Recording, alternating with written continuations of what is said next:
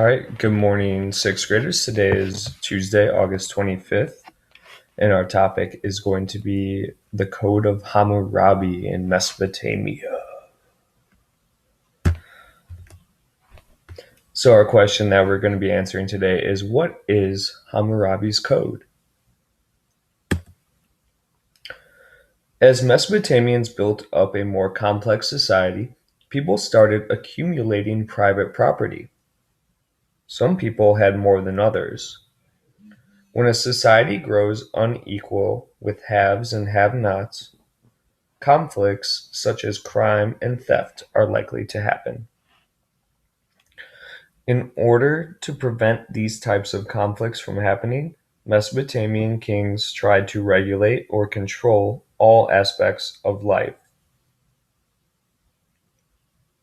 Early Sumerian kings created laws for their subjects to follow. They enforced these laws with the help of government officials, just like our government enforces laws today. One king named Hammurabi was a brilliant war leader. His armies fought many battles to expand his power. Eventually, he brought all of Mesopotamia into his empire and called it the Babylonian Empire, after his empire, which was called Babylonia. Answer question number 1 on your page.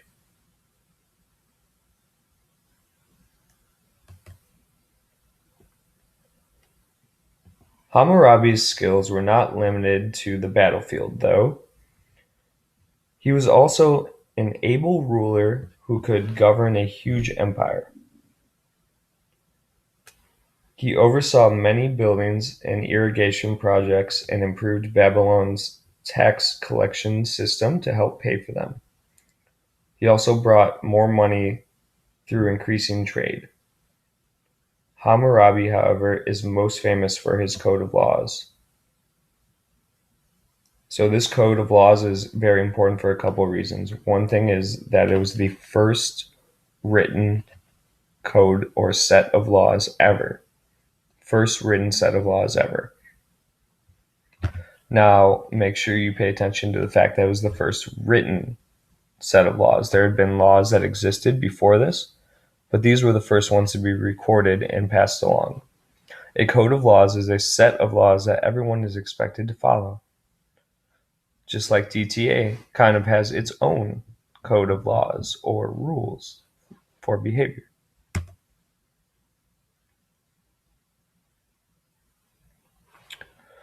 Although individual Sumerian city-states had developed codes of laws, Hammurabi recognized that a single uniform code would help to unite the many city-states within his empire. He therefore collected existing rules, judgments, and laws into the Code of Hammurabi. Hammurabi had the code engraved or written in stone, and copies were placed all over his empire. Answer questions 2 and 3 on your page.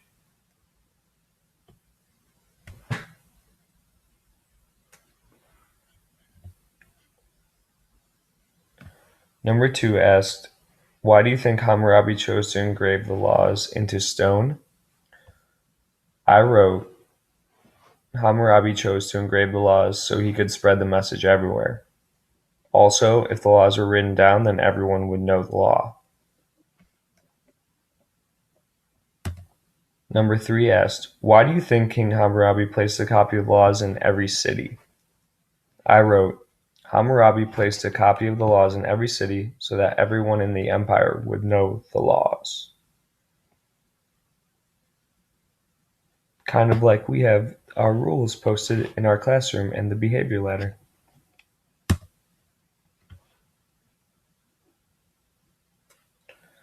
The code lists 282 specific laws dealing with everything that affected the community, including family relations, business conduct, and crime.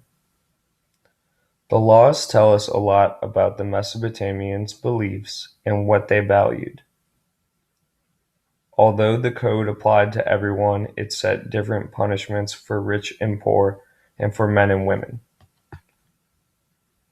The laws in Sumer would be considered harsh today. The most famous law that we will still quote today is an eye for an eye.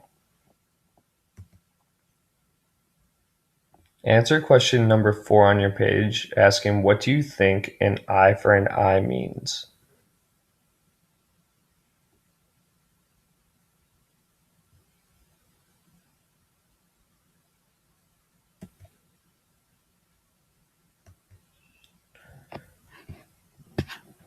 So this famous quote, what this meant is that if someone harmed you, you could do the exact same harm back to that person by law. For instance, in Mesopotamia, if someone broke your arm, you could break their arm back, and that was the law.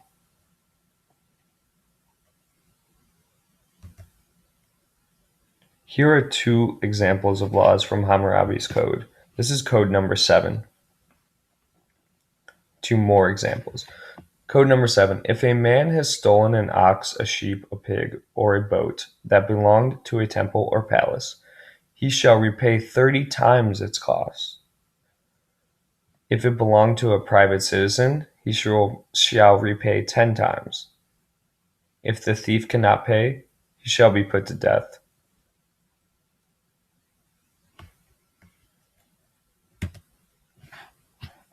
Code number 142. If a woman hates her husband and says to him, "You cannot be with me," the authorities in her district will investigate the case.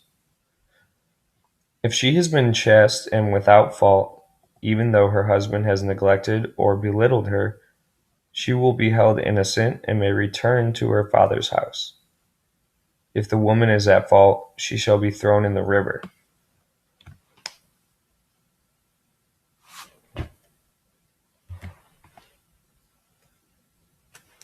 Despite its severity, Hammurabi's code carried forward an important new idea in Mesopotamian civilization.